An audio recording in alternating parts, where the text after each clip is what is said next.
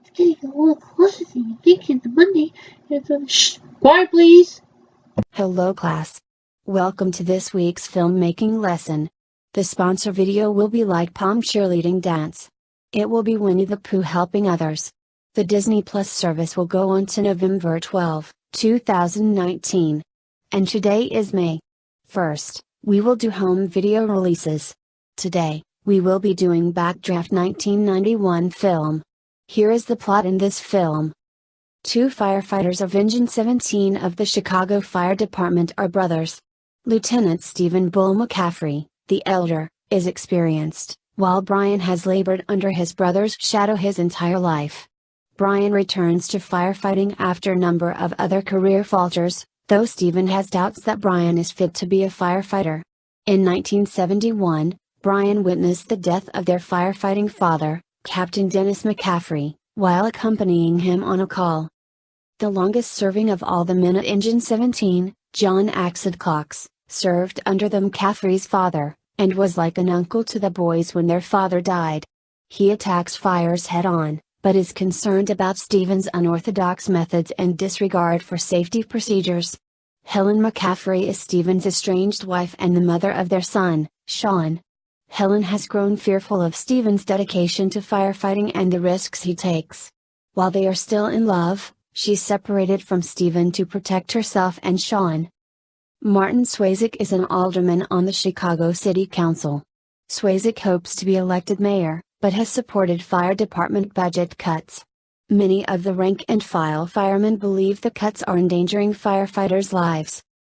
Fire Department Captain Donald Shadow Remgall is a dedicated arson investigator and veteran firefighter. He is called in, because a number of recent fires resemble the results of pyromaniac Ronald Bartle, who has been imprisoned for years. Brian is reassigned as his assistant after a falling out with Stephen. Remgall manipulates Ronald's obsession with fire to ensure Ronald's annual parole application is rejected. It is revealed during an investigation that Swayze was paid off by contractors to shut down firehouses, so they could be converted into community centers, with the contractors receiving contracts for the construction. Brian also rekindles a relationship with Jennifer Vakes, an aide to Swayze. When Engine 17 answers a call in a high-rise, Stephen urges them to move in quickly to take out the fire despite Ed Cox's advice to wait for backup. Brian's friend and fellow trainee, Tim Krasminski, opens a door creating a backdraft. His face is burned beyond recognition, and he barely survives. Ed Cox and Brian both blame Tim's condition on Stephen's reckless tactics. Remgall and Brian go to Swayze's home to confront him after learning of his connection to the victims. The two interrupt a masked man about to set the place on fire. The latter attacks them with a flashlight, but is burned on his shoulder by an electrical socket. Remgall saves Brian and Swayze from the house, but is injured in an explosion. In his hospital bed, Remgall tells Brian to visit Ronald again. Ronald helps Brian realize that only a firefighter would be so careful as to not let backdraft fires rage out of control. Brian suspects Stephen, but later spots a burn in the shape of an electrical socket on Ed Cox's back, and reveals his suspicions to his brother just before an alarm. When Brian realizes Ed Cox has heard their exchange, he jumps aboard Truck 46 after borrowing some turnout gear. Stephen confronts Ed Cox about the deadly backdrafts during a multiple alarm fire at a chemical plant. Ed Cox admits that he set the fires to kill associates of Swayze, because Swayze was benefiting from the deaths of firefighters. When an explosion destroys the catwalk they are on, Stephen grabs Ed Cox's hand while hanging on to the remains of the catwalk. Stephen refuses Ed Cox's advice to let go of him, but Stephen loses his grip on the catwalk. Ed Cox is killed, but Stephen, although seriously injured, survives. Stephen dies with Brian by his side on the way to the hospital, his final request being that Brian not reveal that Ed Cox was behind the fires, as it would further hurt the department. After Stephen and Ed Cox's funeral, Brian and Remgall, with the help of the police, interrupt Swayze at a press conference. Remgall questions Swayze on a fake manpower study that led to the deaths of several firemen, including Stephen and Ed Cox. They also state that Swayze engineered the downsizing of the Chicago Fire Department. This effectively destroys Swayze's mayoral ambitions. Brian continues as a firefighter despite the loss of his father and brother. Alright. So tomorrow, we will be doing Black Hawk Down 2001 film. Here is the plot of this film. Following the ousting of the central government in 1993 amid the civil war in Somalia, the United Nations Security Council authorizes a military operation with a peacekeeping mandate. After the bulk of the peacekeepers were withdrawn, the Mogadishu-based militia loyal to Mohammed Farid declared war on the remaining UN personnel. In response, the U.S. Army deploys 3 of its Special Operations Forces, 75th Rangers, Delta Force counter-terrorist operators, and 160th SOAR, Night Stalkers aviators, to Mogadishu to capture Aidid, who has proclaimed himself president. To consolidate his power and subdue the population in the south, Aidid and his militia seize Red Cross food shipments, while the UN forces are powerless to intervene directly. Outside Mogadishu, Rangers and Delta Force capture Osman Ali Ito, a faction leader selling arms to Aidid's militia. The US then plans a mission to capture Omar Saladelmi and Abdi Hassan Awalke Ibdit, 2 of Aidid's top advisors. The U.S. forces include experienced men as well as new recruits, including 18-year-old Private First Class Todd Blackburn and Specialist John Grimes, a desk clerk. Staff Sergeant Matthew Eversman receives his first command, of Ranger Chalk 4, after his lieutenant suffers a seizure. Eversman responds to mocking remarks about Somalis from fellow soldiers by saying he respects the Somalis and has compassion for the terrible conditions of civil war for the Somali people, saying there are 2 things we can do: we can help, or we can sit back and watch a country destroy itself on CNN. The operation begins and Delta Force operators capture Aidid's advisors inside the target building, while the Rangers and helicopters escorting the ground extraction convoy take heavy fire.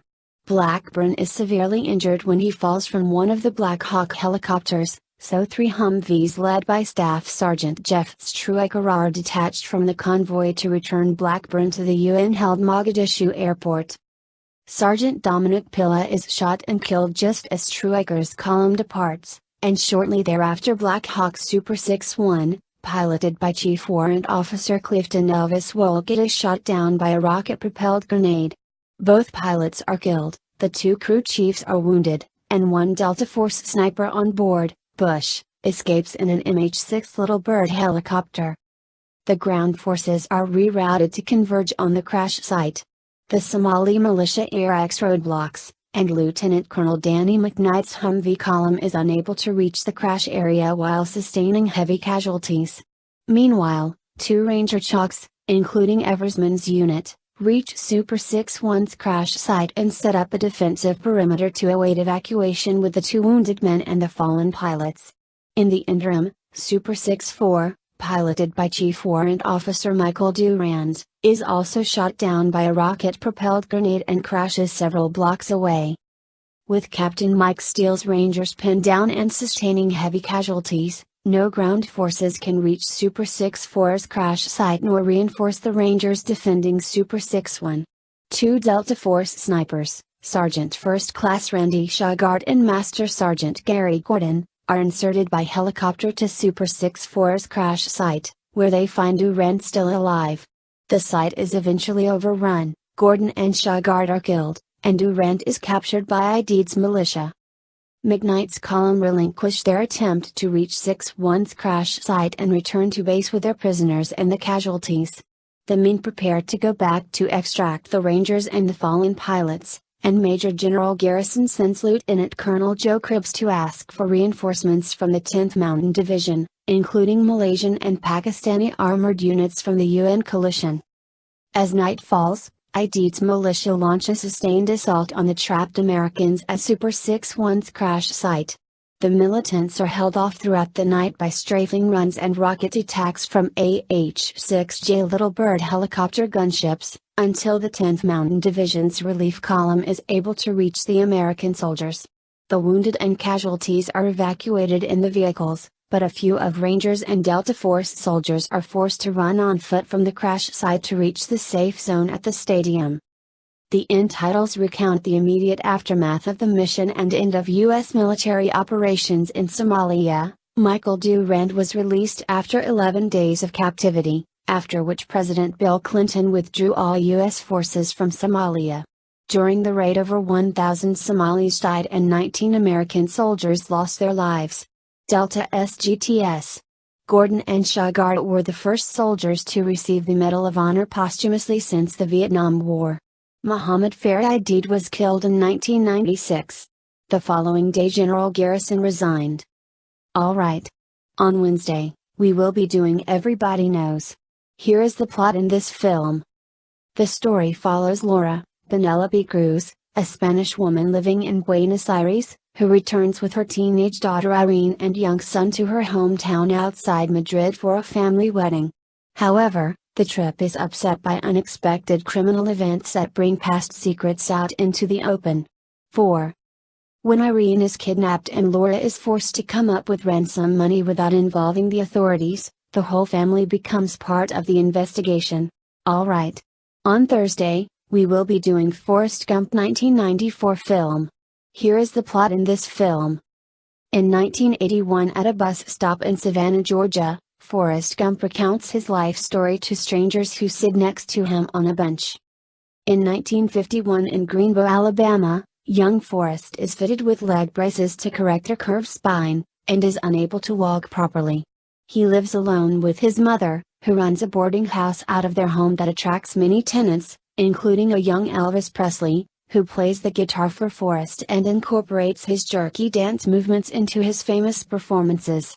On his first day of school, Forrest meets a girl named Jenny Curran, and the two become best friends. Forrest is often bullied because of his physical disability and marginal intelligence. While fleeing from some bullies, his braces fall off, revealing Forrest to be a very fast runner. This talent eventually allows him to receive a football scholarship at the University of Alabama in 1963. He witnesses Governor George Wallace's stand in the schoolhouse door, becomes a top running back, is named on the All-American team, and meets President John F. Kennedy at the White House.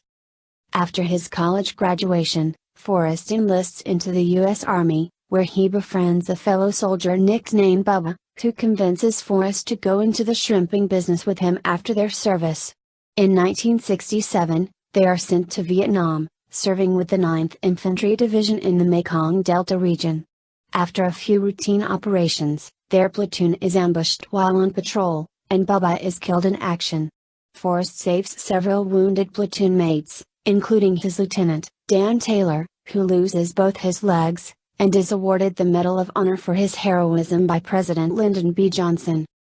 At the anti-war march on the Pentagon rally, Forrest briefly reunites with Jenny, who has been living a hippie lifestyle. He also develops a talent for ping pong, and becomes a sports celebrity as he competes against Chinese teams in ping pong diplomacy, earning him an interview alongside John Lennon on The Dick Cavett Show. In New York City, he spends the holidays and the 1972 New Year with Dan, who has become an embittered cripple. Forrest soon meets President Richard Nixon and is put up in the Watergate Hotel, where he accidentally exposes the Watergate scandal, forcing Nixon to resign. Returning to Greenbow, Forrest endorses a company that makes ping pong paddles. He uses the earnings to buy a shrimping boat in Bayou Lobster, fulfilling his promise to Bubba. Dan joins Forrest in 1974, and they initially have little success. After their boat becomes the only one to survive Hurricane Carmen, they pull in huge amounts of shrimp and create the Bubba Gump Shrimp Company, after which Dan finally thanks Forrest for saving his life. Dan invests into Apple computers and the two become millionaires, but Forrest also gives half of the earnings to Bubba's family. Forrest then returns home to see his mother as she dies of cancer. In 1976, Jenny returns to visit Forrest, and after a while he proposes to her. She declines, but then makes love to him that night before leaving early the next morning. Heartbroken, Forrest goes running, and spends the next 3 years in a relentless cross-country marathon, becoming famous again. In the present, Forrest reveals that he is waiting at the bus stop because he received a letter from Jenny, who asked him to visit her. Reunited with Jenny, She introduces him to their son, named Forrest Gump Jr. Ginny tells Forrest she is sick with an unknown incurable virus, and the three move back to Greenbow. Ginny and Forrest finally marry, but she dies a year later. The film ends with Forrest seeing his son off on his first day of school. Alright. On Friday, we will be doing Hellboy 2: The Golden Army 2008 film. Here is the plot in this film.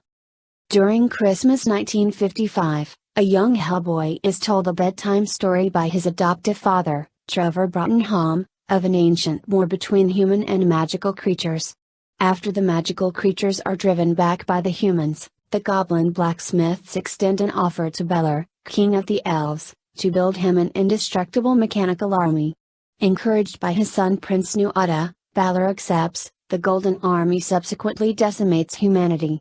Regretting his actions, Balor forms a truce with the humans, that they will keep to the cities and the magical creatures to the forests. The crown to command the Golden Army, which can only be worn by one of royal blood, is split into 3 pieces. Nuada, disagreeing with the truce, leaves in exile. In the present, Nuada returns and begins gathering the pieces of the crown. He collects the first piece from an auction, killing everyone at the site by unleashing tooth fairies, and kills his father for the second piece.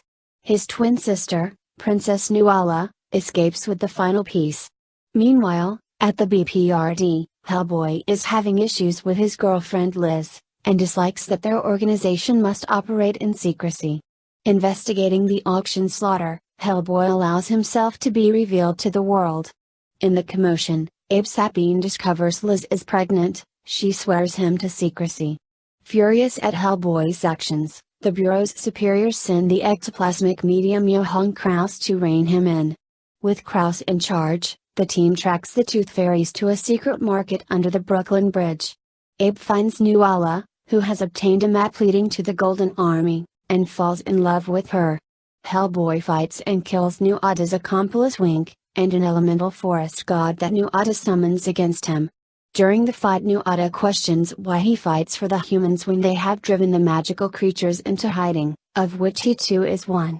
Nuala is taken under the BPRD's protection. Nuada tracks his sister to the BPRD headquarters using their magical bond, which causes them to share wounds and read each other's thoughts. Nuala hides the final crown piece before Nuada finds her, and he battles Hellboy. Nuada critically wounds Hellboy with his spear and abducts Nuala, promising her return in exchange for the crown piece. Unable to remove the spear shard in his wound, Liz and Abe decide to take Hellboy to the Golden Army's location in the Giant's Causeway in Northern Ireland. Kraus comes along, as he sympathizes with Liz, revealing that he too lost his wife in the accident that caused the loss of his own body. They encounter the Bethmara Goblin Master Blacksmith, who brings them before the Angel of Death to retrieve the spear shard. Though warned Hellboy will doom humanity if he lives, and that she will suffer the most from it, Liz pleads for Hellboy's life. The angel removes the shard from Hellboy's chest and tells Liz to give him a reason to live. She reveals to Hellboy that he will be a father, and he recovers. The Goblin leads the team to the resting place of the Golden Army, where Nuada awaits them. Abe gives him the last piece of the crown and Nuada awakens the Golden Army, and commands them to kill the team. Hellboy challenges Nuada for the right to command the army. As Hellboy is a member of Hell's royal family, Nuada must accept the challenge. Hellboy defeats Nuada and spares his life, but Nuada tries stabbing him. Nuala commits suicide to stop her brother. The dying Nuada tells Hellboy he will have to choose whether humanity or magical beings must die. Abe psychically shares his feelings with Nuala before she dies. Liz melts the crown apart, deactivating the Golden Army. Hellboy, Liz, Abe, and Johann resign from the BPRD, and Hellboy contemplates his future life with Liz and their baby. Liz corrects babies, revealing that she is pregnant with twins. Alright. Also on Friday, we will be doing Hyena Road 2015 film. Here is the plot in this film. In Kandahar Province, Afghanistan, Canadian Army troops are encountering resistance from insurgents as they construct Hyena Road deep into Taliban territory. Warrant Officer Ryan Sanders, the leader of a sniper section, finds himself under heavy fire while on sentry duty on the road. After their assigned evacuation vehicles are unable to reach their location, the section moves on foot and reaches a Pashtun village. They are harbored by a tribal elder in his home, who sends the Taliban away after they attack the village while searching for the Canadians. Sanders and his section evacuate the area and return to base, where his secret lover Captain Jennifer Bowman, an officer in the Princess Patricia's Canadian Light Infantry, PCLI, is also stationed. Meanwhile, Captain Pete Mitchell, an intelligence branch officer, carries out normal duties as the road is constructed, with little help from the Afghan National Army, ANA. When he hears Sanders' story of the Afghan elder, he decides to search for the man as a potential ally. He is helped in his search by a local asset assisting against the Taliban, called the Cleaner. While a search of the village yields nothing, Sanders is able to remember that the elder has eyes of two different colors, one brown and the other blue. Mitchell is immediately able to identify the man as the Ghost, a former militant who fought against the Soviets in the Soviet-Afghan War, who gained his nickname for disappearing every time he was wounded, as his comrades would take him across the mountains into Pakistan, out of the range of the Soviet military. Mitchell eventually arranges a meeting with the Ghost, but the Ghost refuses to accept money as a deal for his help, stating, "Only a fool accepts a gift without knowing what it's for."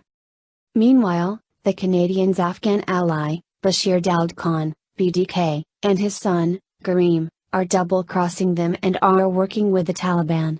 Sanders' section sees this firsthand while observing the Ghost visit his son's home and granddaughters. The home was situated on land owned by BDK, while the crops had been destroyed by a coalition airstrike sometime in the past, leaving the Ghost's son with nothing to give BDK as his tithe for protection. Soon after the Ghost leaves, BDK arrives with Taliban protection and instructs the Ghost's son to pay up his money. When the son states that the entire opium crop was destroyed, BDK kidnaps the Ghost's granddaughters. Sanders' fire team observes the whole scene, but Mitchell repeatedly instructs them to hold their fire as they do not fully understand local politics. While everyone in the Canadian intelligence group knows their Afghan allies are crooked, there is no alternative in the province, and they need all the help they can get. Meanwhile, Bowman reveals to Sanders that she is pregnant with his son, conceived while both were on leave. Sanders rejoices in this, despite its being a serious problem given military regulations prohibiting fraternization. The Canadians follow the Ghost, who has declared a personal war against BDK in revenge for the kidnapping of the girls. With assistance from his tribe, the Ghost abducts BDK's son Kareem and beheads him when he is unable to reveal the location of the girls. Following this, the Ghost arranges a meeting with BDK in an isolated house, at the same time when BDK is supposed to be with the Canadians as they commemorate the opening of Hyena Road. BDK agrees to exchange the girls for Kareem. However, when BDK arrives with his bodyguards in a convoy, he demands to know the location of his son. The Ghost responds by opening a sack he has brought and holding up Kareem's severed head, at which point BDK pulls out his pistol and threatens to kill the Ghost. Sanders and his section, who have been observing the incident, fire on BDK as they see BDK's positive intent of violence. They do not, however, know that the Ghost desired to die having nothing else to live for and only wanted to avenge his grandchildren who he assumed were lost forever. As the section pulls out, dozens of Taliban insurgents arrive, and the section is trapped with the Ghost around the house. Although they fight off the insurgents, there is no support available, and the Canadians are pinned down. After Travis, a member of Sanders' section, is shot in the head by a sniper, the section decides to relocate into the house under heavy enemy fire. As they move, they run into an IED, incapacitating the section, and only Sanders and the Ghost survive. Recognizing there is no escape, Sanders calls for an artillery strike on his location to eliminate the insurgents. After apologizing for the last time to Bowman, who desperately tries to countermand the order, Sanders tells the Ghost that he was going to be a father, something the Ghost appears to understand despite his not speaking English. Moments later, the artillery rounds hit the house, obliterating Sanders, the Ghost, and many of the Taliban insurgents around them.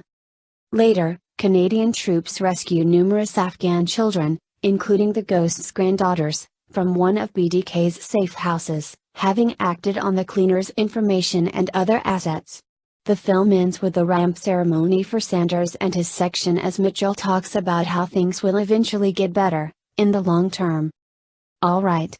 Also on Friday, we will be doing the Jungle Book 2 2003 film. Here is the plot in this film.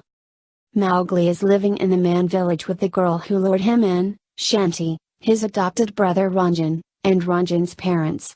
However, Mowgli wants to return to the chaotic adventures of the jungle, and after nearly leading the other children of the village into the jungle, is punished by his adopted father for putting them in danger. Meanwhile, in the jungle, Shere Khan has returned to Baloo and Bagheera as part of the jungle seeking retribution on Mowgli. Baloo breaks into the man village and persuades Mowgli to live in the jungle. However, unbeknownst to them, Shere Khan has followed Baloo into the village, only to be chased off by the village people. In the ensuing battle between villagers and the tiger, Shanti and Ranjan sneak into the jungle to rescue Mowgli, believing that Baloo is a rabid animal who has kidnapped the boy. Bagheera learns of Mowgli's escape from the village when the humans search the jungle for him, and immediately accuses Baloo. Mowgli instructs Baloo to scare off Shanti should she appear, and bemoans about the minutiae life he had in the man village. Baloo and Mowgli journey to King Louie's old temple. King Louie is mentioned to have moved out, for a party. However, when the animals of the jungle mock Shanti and other aspects of Mowgli's life in the man village, the boy angrily leaves. He finds Shanti and Ranjan, but Baloo scares Shanti as Mowgli wanted him to. When the truth comes out that Mowgli ordered Baloo to scare her, Shanti and Ranjan run away, abandoning Mowgli. Baloo realizes that Mowgli misses his old life, but when Mowgli tries to make amends with his human friends, they are cornered by Shere Khan. The tiger chases Mowgli and Shanti to an abandoned temple built above a lake of lava. Baloo instructs Bagheera to protect Ranjan while he goes to save Mowgli and Shanti. After confusing Shere Khan by banging several different gongs, Shanti's presence is revealed to Shere Khan. Baloo tackles Shere Khan to the ground, allowing Mowgli and Shanti enough time to escape, but the tiger chases the two children to a statue across a pit of lava.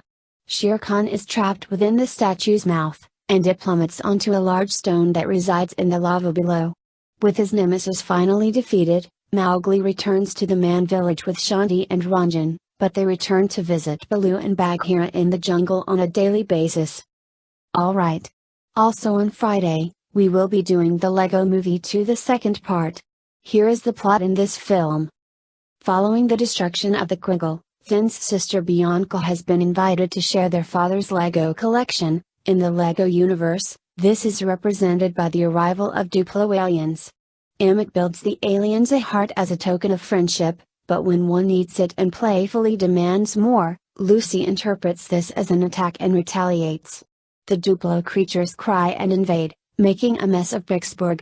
President Business unhelpfully tells everyone to get along before leaving to go golfing, but Emmett tells Lucy that everything can still be awesome. 5 years later, Bianca has taken some of Finn's Lego creations and other toys in their basement to play with.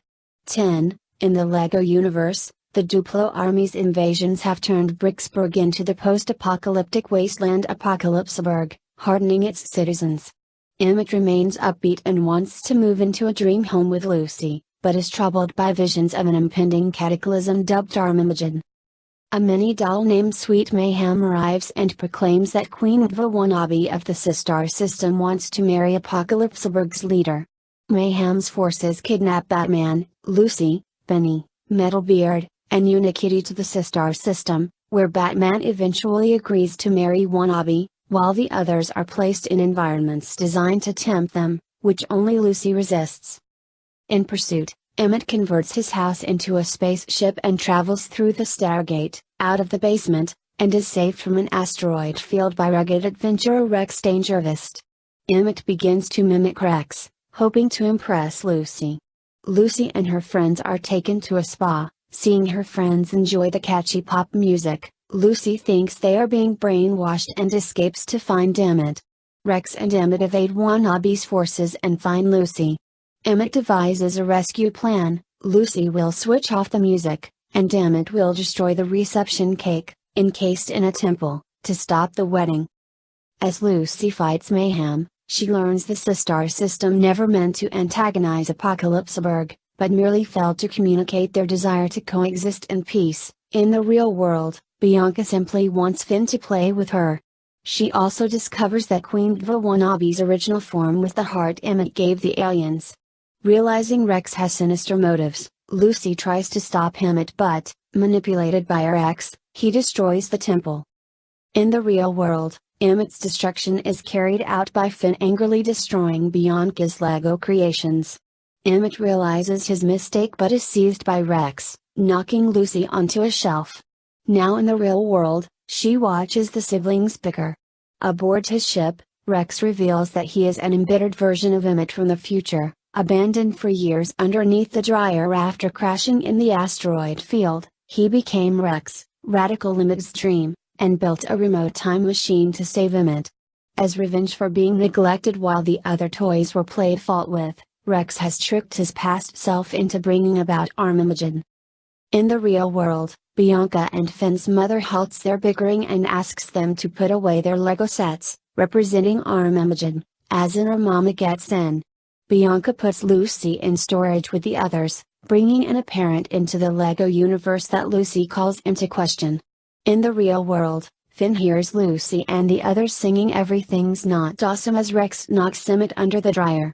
Lucy rallies the others into escaping from the storage bin in various spacecraft and returning to the Lego universe to save Emmett. Evading Rex's Raptor X-Wing fighter squadron, Emmett and Lucy overpower Rex and sabotage his time machine.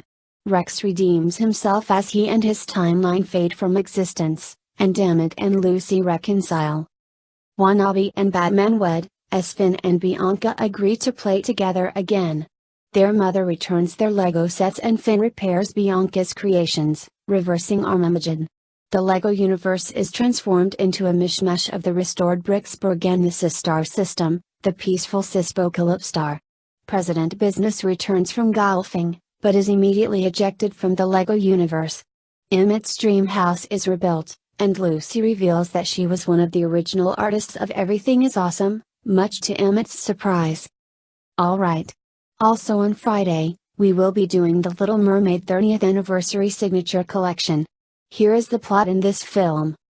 Ariel, a 16-year-old mermaid princess, is dissatisfied with underwater life in the Kingdom of Atlantica and is fascinated by the human world. With her best friend Flounder, Ariel collects human artifacts in her grotto and often goes to the surface of the ocean to visit Scuttle, a seagull who offers very inaccurate knowledge of human culture.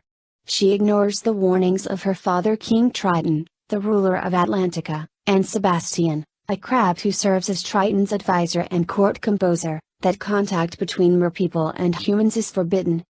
One night, Ariel, Flounder, and an unwilling Sebastian travel to the ocean surface to watch a celebration for Prince Eric's birthday on a ship.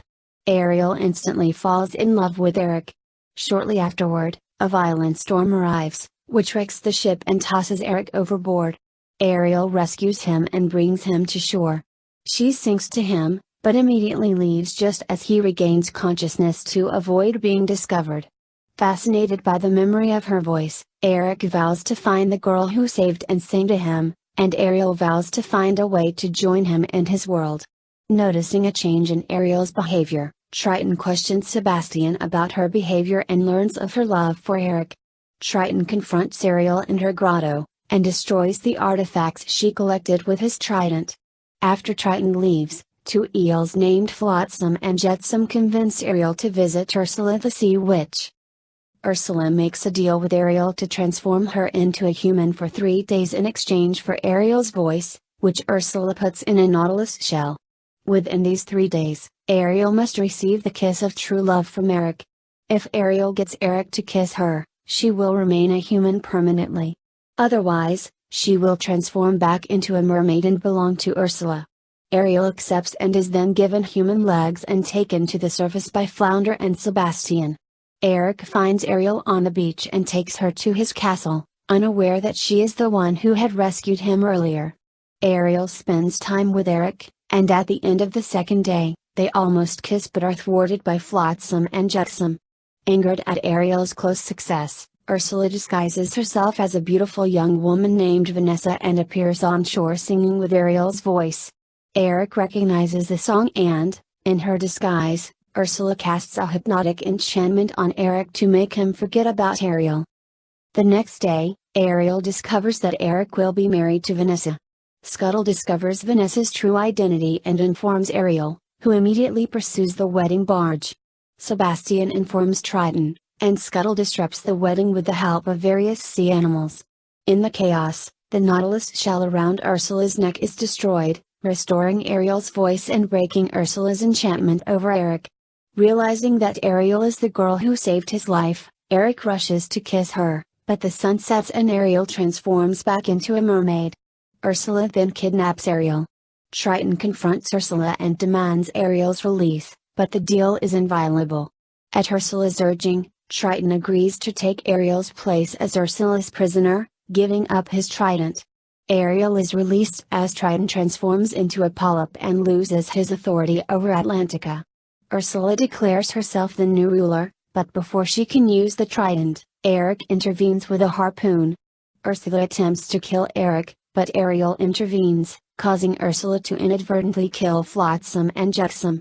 Enraged, Ursula uses the trident to expand into monstrous proportions.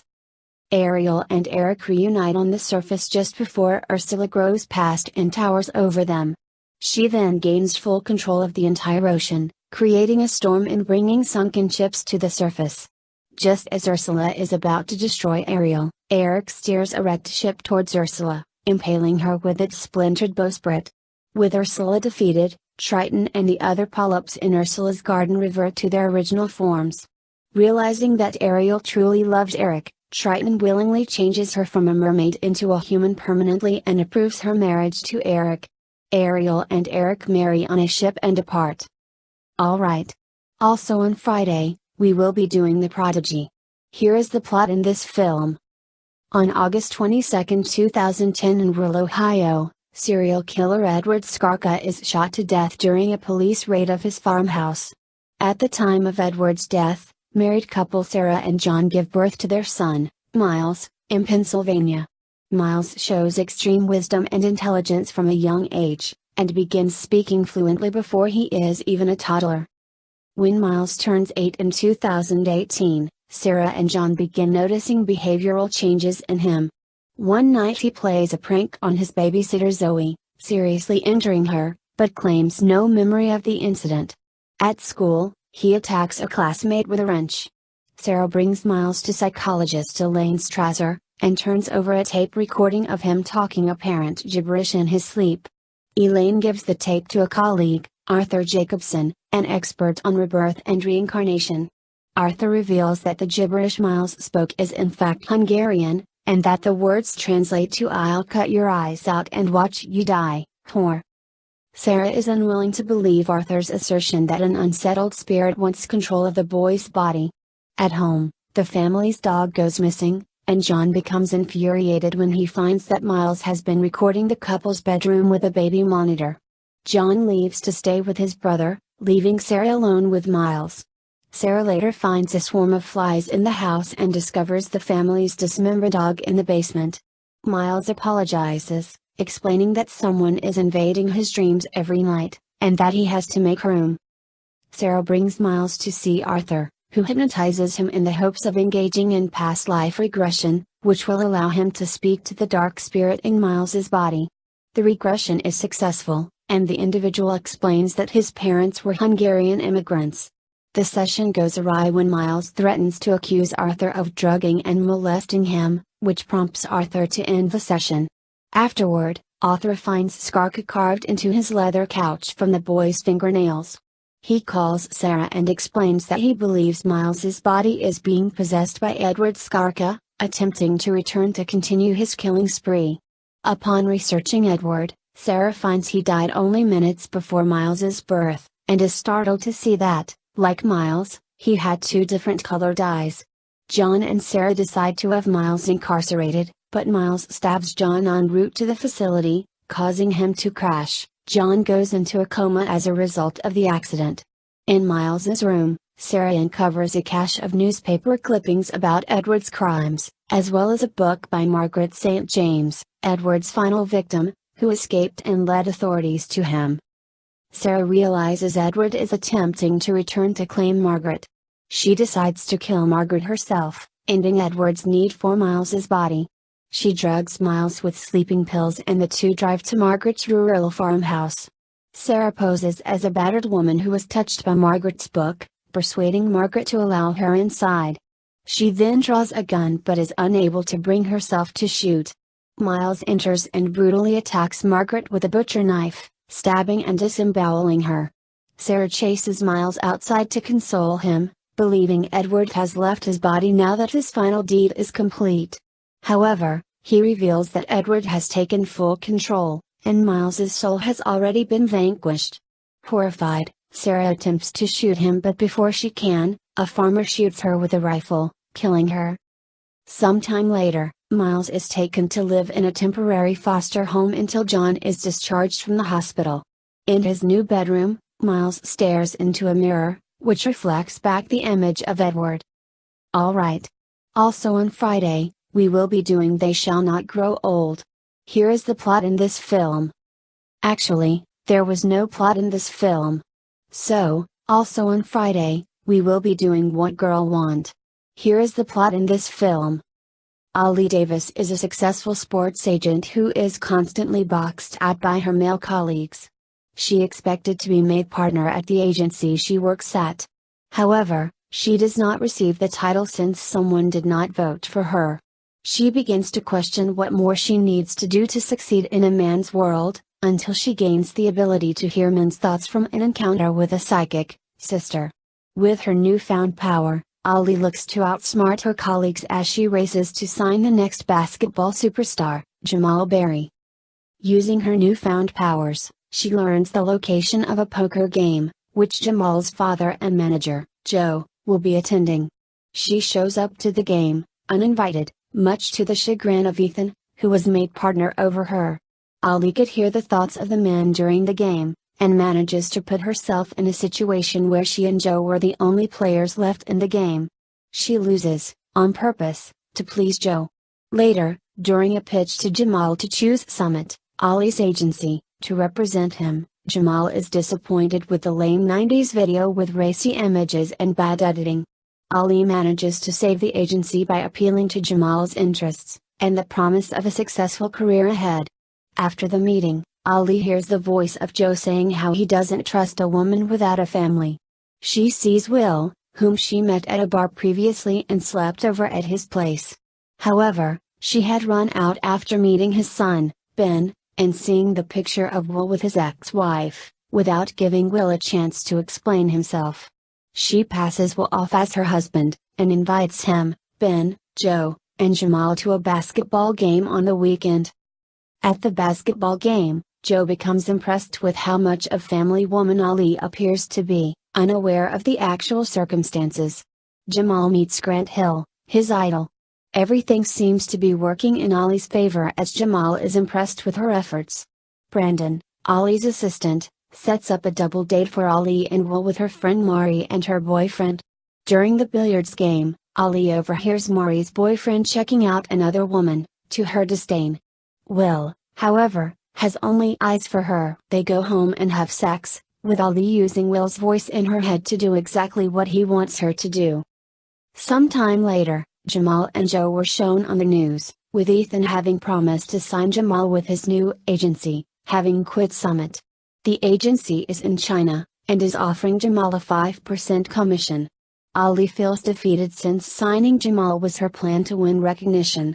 Her boss, Nick, berates her, and threatens to fire her on the spot. While chasing after Nick, Will shows up, and Nick tells her that they can quit their little act now. Will finds out that Ollie had been using him and angrily leaves, telling her not to contact him again. At Mari's wedding, Ollie hears that her fiancé had slept with Mari's cousin. She interrupts the wedding and tells Mari this, ending in an angry Mari slapping his ex-fiancé. She also tells her other friend, Chira, that her boyfriend had been unfaithful as well. The couples break out in a fight, and Ali ends up hitting her head. When she wakes up, she can no longer hear men's voices. Ali realizes that even though she could hear Jamal's voice, she had never actually listened to him. Using her prior knowledge of Jamal's hangout spot, she goes to see him at the basketball court, and asks him what he really wants. Jamal tells her that he doesn't want to go to China and wants to stay in the US with his friends. Ali tells him to follow his heart, and not his head. Jamal decides to stay in the US, and becomes the first pick for an NBA team. Nick, impressed with Ali's results, promotes her to partner. However, Ali is sick of being a part of the men's club, and starts her own agency. She takes Kevin, her Summit co-worker, as well as Brandon, and makes him an agent. She reconciles with her friends, promising to pay for Margarita Mondays. At Ben's 6th birthday party, Ali shows up with a sports car cake he wanted, and asks Will to give her another chance. He says yes. Alright. That's all the home video releases we got. So second, we will be doing Monkey Pictures and Roman Cow Productions and Donkey Teeth Company shorts. It is about cheerleading girl who wants to stand up and get ready to cheer for football game. Alright. That's all the shorts we got. So third, we will be doing Samsung Galaxy S10e. I got a new Samsung Galaxy S10e so you class can have it during the day. And when you were done, you can give it back to me. Okay? Good. You can do like any fast food restaurants you want. Like Nakano from the helpful Fox Cinco-san to go home, to McDonald's, to KFC, to Burger King and to Dunkin' Donuts. And he tells Cinco-san to eat fries, chicken McNuggets, popcorn chicken, Whopper sandwich and chocolate donuts. Alright. That's all I got for today. Let's do some work now. Alrighty, class, let's do some work.